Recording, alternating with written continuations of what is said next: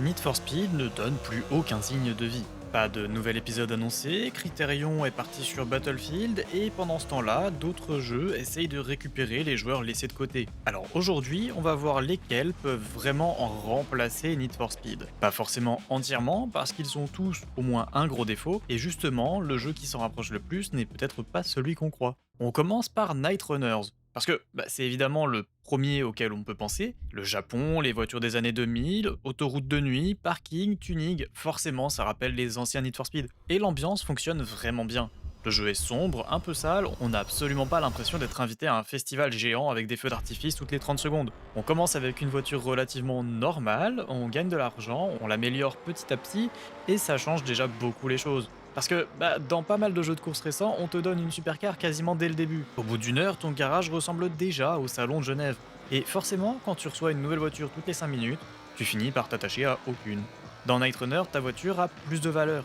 Tu roules avec, tu dépenses ton argent dedans, tu la modifies, et elle reste utile pendant un long moment. C'est tout bête, mais c'est exactement le genre de progression que Need for Speed a progressivement perdu. Le jeu a aussi compris qu'il n'était pas nécessaire d'avoir une carte gigantesque avec 8000 activités. Quelques routes bien choisies, une vraie ambiance et des voitures intéressantes peuvent largement suffire. Le problème, c'est qu'on parle toujours de Night Runners Prologue. Le prologue est sorti gratuitement en 2024, mais le jeu complet n'a toujours pas de date annoncée. Donc oui, l'ambiance est là, le gameplay fonctionne, on peut déjà passer plusieurs heures dessus sans se poser de questions, mais pour le moment, Night Runners reste une démo très réussie d'un jeu que tout le monde attend encore. BeamNG n'a absolument pas été conçu pour remplacer Need for Speed. Il n'y a pas de vraie campagne, de personnages ou de progression classique, et encore moins des policiers qui t'appellent pour te dire qu'ils vont t'arrêter cette fois-ci. Enfin, peut-être. Mais grâce au mode et au multijoueur, on peut déjà créer quelque chose de très proche. Avec BeamMP, on peut rejoindre d'autres joueurs, partir sur Shutoko, ajouter du trafic et faire des courses-poursuites de nuit. On peut aussi faire ça sur West Coast, Italie ou sur énormément de cartes créées par la communauté. Et l'avantage de BeamNG, c'est évidemment la gestion des dégâts. Dans la plupart des jeux de course, tu tapes un mur à 200 km/h, l'écran devient un petit peu gris 2 ou 3 secondes, puis tu repars comme si t'avais absolument rien touché. Dans BeamNG, si tu tapes un mur à 200, la voiture devient un accordéon.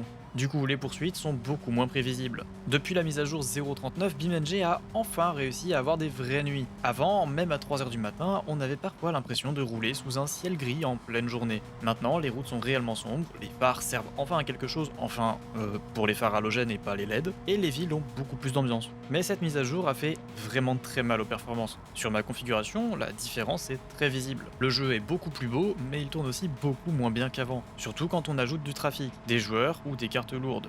J'espère donc qu'un patch d'optimisation arrivera rapidement et qu'on aura au moins la possibilité de revenir facilement sur la 0.38 le temps que ce soit corrigé. Kekaku n'a quasiment aucun rapport avec Need for Speed. Il n'a pas de course-poursuite, de grande ville et pas encore énormément de contenu autour de la conduite. Mais le jeu propose quelque chose que presque aucun jeu de course ne fait correctement. Il te force à t'occuper réellement de ta voiture. Dans la démo, il faut monter un moteur, installer les pièces et réussir à faire démarrer l'ensemble. Et évidemment, même quand il te reste plus aucune pièce au sol, ça veut pas dire que la voiture va fonctionner. Si vous voulez voir le remontage complet de la voiture, enfin presque complet, je vous invite à cliquer en haut à droite. Quand la voiture finit enfin par démarrer, t'as pas simplement cliqué sur acheter.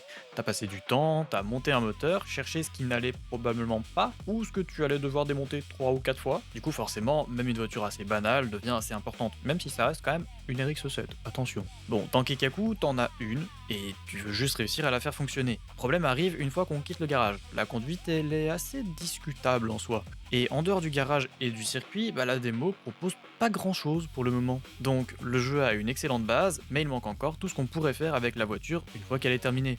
Des routes, des événements, des rencontres, peut-être davantage de garages ou simplement une vraie raison de continuer à l'améliorer. Pour le moment, Kekaku ne peut clairement pas remplacer Need for Speed, mais il pourrait apporter quelque chose que Need for Speed n'a jamais vraiment poussé. Une voiture que l'on connaît réellement de A à Z et qu'on a construit soi-même. Si le jeu suivant tient ses promesses, il pourrait justement mélanger ce genre de personnalisation avec un vrai monde ouvert. On passe donc à Street Spec Nihon.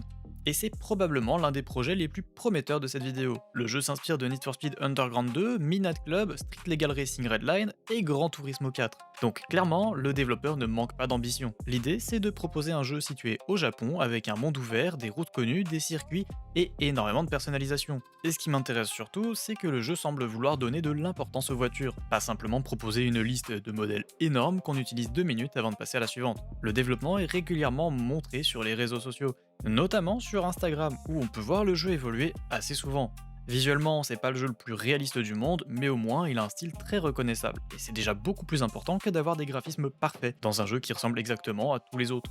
Underground 2 n'est pas resté connu parce que chaque texture était magnifique. Il est resté connu parce qu'on reconnaît immédiatement son ambiance, ses couleurs, ses menus, sa ville et surtout sa musique. Street Spec semble vouloir faire la même chose à sa manière. Le problème, c'est qu'on parle encore d'un jeu très tôt dans son développement. Pas de date de sortie, encore moins une version à tester et énormément de choses annoncées. Donc il faut éviter de déjà imaginer un jeu énorme avec 50 heures de contenu. C'est un petit projet, pas un jeu développé par 500 personnes. Mais même s'il reste modeste, il pourrait très bien devenir intéressant s'il réussit à proposer de bonnes voitures, une vraie personnalisation et des routes sur lesquelles on a simplement envie de rouler. Street Spec a donc un gros potentiel. Mais pour le moment, il est encore beaucoup trop tôt pour dire s'il pourra réellement prendre la place de Need for Speed.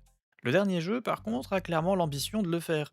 Et c'est aussi celui qui peut le plus facilement se planter. Clutch est un jeu de course-action en monde ouvert prévu pour 2027. Il est développé par Maverick Games, un studio fondé par plusieurs anciens développeurs de Forza Horizon. Et sur le papier, c'est probablement le concurrent le plus sérieux de toute la vidéo. Le jeu se déroule globalement en France. À Monaco, on aura des compétitions officielles le jour, des courses de rue la nuit. Une histoire, de la police et beaucoup d'action. C'est donc vraiment le jeu qui essaye de reprendre la place laissée vide par Need for Speed. Pas juste une partie, le package entier. Il veut avoir un grand monde ouvert, une progression, une histoire, des courses-poursuites et suffisamment de spectacles pour attirer un public très large. Et forcément, ça donne envie. Parce que si le jeu est réussi, on pourrait enfin avoir un vrai concurrent moderne à Need for Speed. Mais il y a aussi énormément de raisons de rester prudent. Déjà, j'ai pas pu le tester. Donc pour le moment, on peut juger que ce qui a été montré par les développeurs et ceux qui étaient là pendant les journées de test. Ensuite, Clutch veut faire énormément de choses en même temps. Et généralement, quand un jeu promet une histoire énorme, un monde ouvert, du multijoueur, des poursuites, des gadgets, il y a toujours une partie qui finit par être beaucoup moins travaillée que le reste. Le jeu propose même des équipements spéciaux pour les voitures, dont un grappin. Ouais, un grappin. On pourra visiblement l'utiliser sur certains éléments du décor ou sur d'autres véhicules. Évidemment, ça divise déjà énormément. Certaines personnes adorent le concept, alors que d'autres vont immédiatement penser que le jeu est devenu un Fast and Furious de Wish. Heureusement, ces équipements sont censés rester optionnels. Donc en théorie, ceux qui veulent quelque chose de plus classique pourront simplement ne pas les utiliser. Mais le grappin n'est pas vraiment le plus gros risque. Le plus gros risque, c'est que Clutch devienne un jeu rempli de bonnes idées, mais sans aucune vraie personnalité.